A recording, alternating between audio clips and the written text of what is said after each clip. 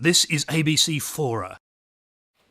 Rahmet, düşlüğünler hayırlı olsun. Good afternoon, ladies and gentlemen. It's my honor to be here with you this afternoon. Xitayning shuncha qattiq besimlariga qaramay, bugun menga press klubda o'zimning ezilgan xalqimning ovozini anglatish uchun fursat hozirlab bergan shu press konferens qilib bergan barliq mushaning rahbarlariga chin ko'nglimdan rahmat aytaman va shu so'ringa o'zining qimmatli vaqtini chiqarib shu Uyg'ur xalqi ezilgan bizda xalqning masalasiga ko'ngil bo'lib musha kelgan barliq jurnalistlarga, xonim apandimlarga chin ko'nglimdan rahmat aytaman. And first of all, I would like to express my deep appreciation to the National Press Club for resisting Chinese pressure and for allowing me to speak today about the long suffering of the Uyghur people under China's brutal rule. And I would like to also appreciate all the reporters who are here with us who want to cover my speech. Mening bu Xitoy hukumatining zodi haqqim yo'q. Biroq mening xalqimga men erkinlik izdigim bor va adolat izdigim bor. Xitoy hukumati shuni bergan bo'lsa, men dunyoning hamma yerida bunday yig'lab yurmasdim. I want to state that I'm not the enemy of the Chinese state, and I'm just a seeker of freedom and democracy and human rights for my people. Mening xalqimning ahvoli men nayt boshdan oyoq so'zlab beraysam vaqt masalasi, shu Tibet bilan qanday bo'lsa, Tibetning ahvoli bilan o'pma o'xshash. Lekin biz ovozimizni dunyoga anglatamodik. And the situation of the Uyghur people is very similar to the situation of the Tibetans. We suffer the same suffering under the same government. And, but it has been a long while that the Uyghur people have not been able to raise our voice in the world as much as our Tibetan brothers did.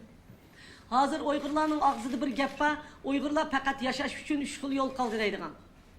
Now for Uyghurs, they have 3 options to live under Chinese rule today. Birinchi Uyghur bo'lish uchun faqat o'lishlar qoldi, yoki turmuga kirish qoldi, yoki 3 vaqt tomoqni yeb boshini ko'tarmay yer qarab turish keldi. For Uyghurs to live under Chinese rule is, one is prison, another is exile, another is eat 3 meals a day and submit absolutely to the will of the Chinese government. Uygurlar o'zining bir erkinligi, odamdek yashashi uchun bir eg'iz talab qilgan odamlarning hammasi turmuga kirdi, yoki o'lim jazosi, yoki muddatsiz muddatli qamoq jazosi hukm qilindi. Uyg'ur xalqining advokat taklif qilib o'zini oqlash huquqi bo'lmaydi. And for those Uyghurs who speak out against Chinese government's repression against their fellow Uyghur people, they're arrested, imprisoned, in many cases executed in closed show trials, which has no due process at all. Bu qitimqi 7 ayning 5-dagi vaqami mushu ishning chekidan eshib ketganligidan bo'ldi. Xitoy hukumati hamma yerga kaseti ishlab, butun muxbirlarga hammasiga evatibdi. Betaraf ishlabdi. Butunlay Uyg'urlarning mushundaq xalqlar bilan so'qishayotgan u bu yerini beribdi. O'zlari iqror qildi. Uyg'urlarning otqanligimizni raslab. Nima uchun ishkini tang ko'rsatib, film ishlaganda tang taqatmaydi.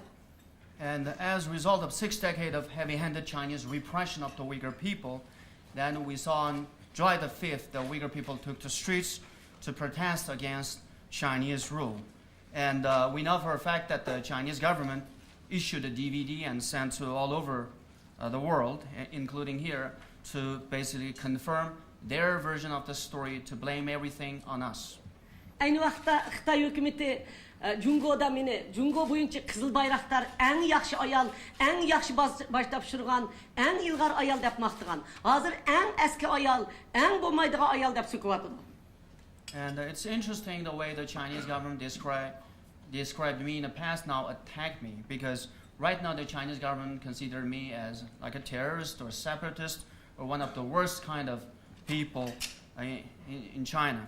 But in the 1990s, the Chinese government praised me as one of their best and also said I was a good entrepreneur and did everything to improve the lives of many people there. This is ABC Fora.